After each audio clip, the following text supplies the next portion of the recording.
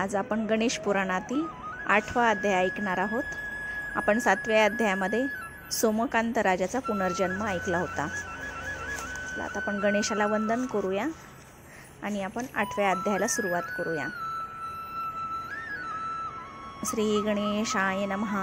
वक्रतुंड महाकाय सूर्यकोटि समप्रभ निर्विघ्नं कुरु मे देव सर्वकार्येषु सर्वदा। वक्रतुंड असलेल्या, थोराड शरीर असलेल्या, कोटी सूर्याप्रमाणे तेज असलेल्या हे देवा गणेशा, माझी सर्व कार्य नेहमी निर्विघ्न कर। भृग ऋषी पुढे सांगू लागले। त्या ब्राह्मणाने केविलपणाने केलेली विनंती ऐकून त्या निष्ठुर कामंदाला त्या गरीब ब्राह्मणाची जराही दया आली नाही, कारण दररोज पापकर्मे केल्यामुळे त्याचे मन निष्ठुर झाले होते। कामंद ब्राह्मणास म्हणाला, अरे मूर्खा, तुझी विद्वत्ता माझ्या पुढे काही कामाची नाही। मला उपदेश करणे आणि गाढवापुढे गीता सांगणे सारखेच आहे। एखाद्या फुटलेल्या घागरीत पाणी ओतले तर ते त्या घागरीत राहील का? दारुड्याला जसे तत्वज्ञान सांगितलेले आवडत नाही, तसे तुझे बोलणे मला पसंत नाही। आपले कामक्रोधादी विकार ज्याला तृप्त करावयाचे आहेत, त्याला लाज धरून काय उपयोग? ज्याला धनाचा व संपत्तीचा साठा करायचा आहे, त्याने दया माया इत्यादी सर्व गोष्टीकडे दुर्लक्षच करायला हवे। कावळ्याजवळ पावित्र्य, जुगारी माणसाजवळ खरेपणा, भित्र्या माणसापाशी धारिष्ट आणि सापाजवळ क्षमा कधी तुला दिसली आहे का? हल्ली फार दिवसात मला तुझ्यासारखी शिकार मिळाली नव्हती। तू कसला सुटतोस आता माझ्या हातून? भृग ऋषी पुढे म्हणाले, असे बोलून त्या निर्दय कामंदाने आपल्या हातातील तलवारीने त्या ब्राह्मणाचा शिरच्छेद केला। कामंदाने अशा पद्धतीने हजारो ब्राह्मणाची हत्या केली होती। त्यापैकी उदाहरण म्हणून मी ही घटना तुला सांगितली। अशी दुष्ट कृत्ये करता करता कामंदाला म्हातारपण आले।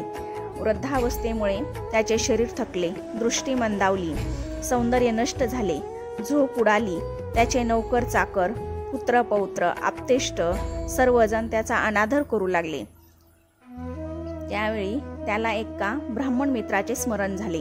त्याने त्याला जवळ बोलावून घेतले। त्याला सांगून कामंदाने इतर ब्राह्मणाला प्राचारण केले।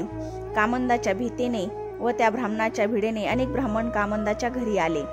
अनेक प्रकारची दाने त्या ब्राह्मणाला अर्पण करण्याची इच्छा कामंदाने सांगितली। ब्राह्मण म्हणाले, तुझ्यासारख्या पापी माणसाकडून आम्ही दान घेत नाही। तुझ्याकडून दान घेण्यानेच काय, परंतु तुझ्याशी भाषण केल्यानेही आम्हाला पातक लागेल। असे बोलून ते सर्व ब्राह्मण तेथून निघून गेले। त्या ब्राह्मणांनी आपल्या घरी गेल्यावर स्नान करून पापक्षालनार्थ पवन सुक्ताचा जप केला। पवमान सुक्ताचा जप केला। हा प्रकार घडल्यानंतर कामंदाचे डोळे उघडले व त्याला आपल्या कृत्याबद्दल फार पश्चाताप झाला। आपण आता काही पुण्यकर्म करावे म्हणून त्याने आपल्या परिचित ब्राह्मणाचे साह्य घेतले।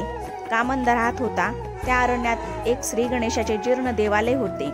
त्या मंदिराचा जीर्णोद्धार करावा असे कामंदाच्या मनात आले। त्याबरोबर कामंदाने जवळचे सर्व धन खर्च करून त्या मंदिराचा जीर्णोद्धार केला। भव्य, लांब, रुंद आणि 4 महाद्वारांनी युक्त असे प्रशस्त देवालय पूर्वीच्या लहानशा मंदिराच्या जागी त्याने उभारले। त्या मंदिराभोवती फळाफुलांच्या मोठमोठ्या सुंदर बागा त्याने लावल्या। देवालयाच्या 4ही कोपऱ्यावर 4 विहिरी बांधल्या। कामंदाचे बहुतेक धन त्या देवालयाच्या कामीच खर्च झाले। उरलेले धन त्याच्या नातेवाईकांनी त्याच्या जवळून नेले। काही कालांतराने कामंद मरण पावला। प्रथम यमदूतांनी त्याला चाबकाने फटकाविले, त्याच्या सर्वांगास काटे टोचले, त्याला दगडाने ठेचून काढले आणि भयानक नरकात त्याला आघळून शेवटी कामंदाला चित्रगुप्त आणि यम यांच्याकडे नेले। तू आधी पुण्य भोगतोस की पाप, असा यमाने त्याला प्रश्न विचारल्यावर त्या कामंदाने प्रथम पुण्य भोगतो असे सांगितले। म्हणून यमाने त्याला सौराष्ट्र देशातील राजाच्या पोटी जन्माला घातले। हे राजा, हा पूर्वजन्मीचा महापापी जो कामंद, तोच तू आहेस। भृगूंनी सांगितलेले हे आपले पूर्वव्रत ऐकून सोमकांताच्या मनात संशय निर्माण झाला। तो काहीच न बोलता मुकाट बसून राहिला। तेवढ्यात चमत्कार असा झाला की सोमकांताच्या सर्वांगातून नाना प्रकारचे हजारो पक्षी बाहेर पडून त्याला टोचू लागले, वेदना देऊ लागले। ऋषींच्या भाषणावर संशय निर्माण केल्यामुळे हा प्रकार घडला होता। राजा घायाळ होऊन भृग ऋषींना म्हणाला, ऋषी श्रेष्ठ हो, आपल्या या पवित्र आश्रमात पशुपक्षी निसंगत आपले वैर सोडून प्रेम भावनेने एकत्र नांदतात आणि हे पक्षी व्याधिग्रस्त झालेल्या मला आणखीन मारित आहेत, हे कसे काय? महाराज, मी आपल्याला शरण आलो आहे. मी अत्यंत दीन आहे. मी कुष्ठरोग झाल्यामुळे दयेला पात्र आहे. आपले ब्रीद सर्व प्राण्यांचे रक्षण करणे हेच आहे, म्हणून आपण मला वाचवा. राजाचे हे भाषण ऐकून भृग म्हणाले, राजा, माझ्या बोलण्याविषयी तू मनात संशय घेतलास, म्हणून त्याचे हे फळ तुला ताबडतोब मिळाले. असो भिण्याचे कारण नाही. माझ्यावर विश्वास ठेव, म्हणजे केवळ तुझ्या हुंकाराने हे सर्व पक्षी नाहीसे होत. माझ्यावर विश्वास ठेव, म्हणजे केवळ माझ्या हुंकाराने हे सर्व पक्षी नाहीसे होतील. असे म्हणून भृग ऋषींनी एकदा हुंकार देताच ते सर्व पक्षी नाहीसे झाले. अशा प्रकारे आजचा आपला 8वा अध्याय समाप्त झाला. कथा आवडली, ऐकली की नक्की शेअर करा, सबस्क्राईब करा आणि कमेंट करायला विसरू नका. गणपती बाप्पा मोरया.